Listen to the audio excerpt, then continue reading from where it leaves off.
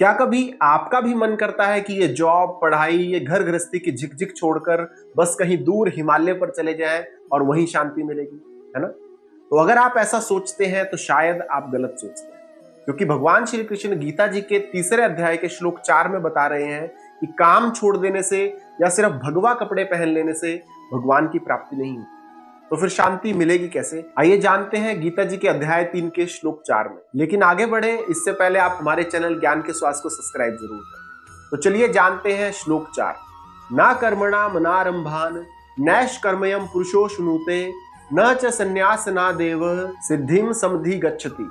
अर्थात भगवान श्री कृष्ण अर्जुन को यहाँ पर 2 बातें समझा रहे हैं कि सिर्फ हाथ पर हाथ रखकर बैठने से कोई भी व्यक्ति कर्म के बंधन से आजाद नहीं होता, और ना ही सिर्फ बाहरी रूप से किसी चीज को त्याग देने से या संन्यास लेने से हमें सफलता मिलती है।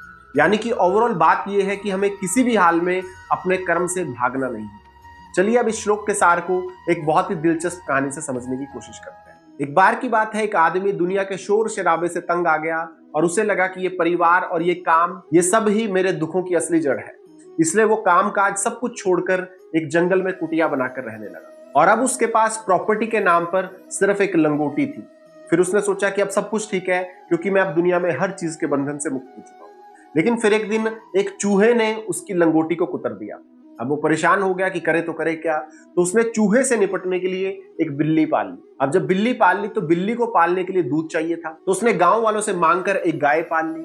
फिर अब गाय को पालने के लिए घास चाहिए थी, तो उसने कुटिया के पास ही जमीन को साफ किया और उसमें खेती करना शुरू कर दिया। अब खेती और गाय इन सब की देखभाल अकेले तो कर नहीं पा रहा था, तो उसने दोबारा से शादी कर ली।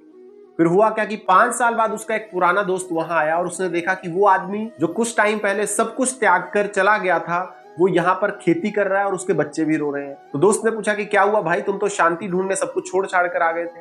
तो उस आदमी ने सर पीटते हुए कहा कि बस भाई, एक लंगोटी को बचाने के चक्कर में मैंने अपनी पूरी दुनिया फिर से बसा ली। तो इस कहानी से सीख ये है कि सिर्फ शहर या कपड़े बदल लेने से आपका मन कभी नहीं बदलता। अगर आपके मन में इच्छाएं हैं तो आप जंगल के अंदर भी फिर से पूरी दुनिया बसा लें। इसलिए कर्म को छोड़ना या उससे भागना नहीं है, बल्कि अपने कर्म को सही नीयत से करना जरूरी है।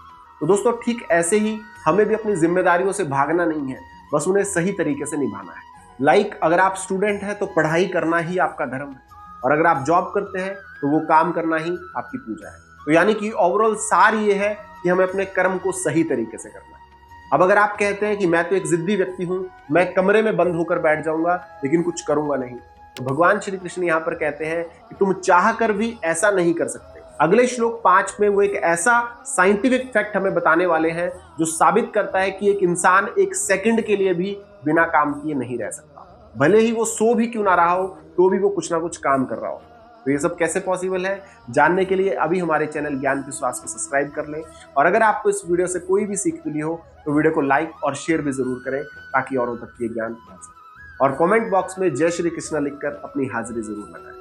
तो आज की वीडियो में इतना ही। अब जल्द मिलेंगे अगली वीडियो में गीता जी के 3 अध्याय के श्लोक 5 के साथ। तब तक के लिए जय श्री कृष्ण।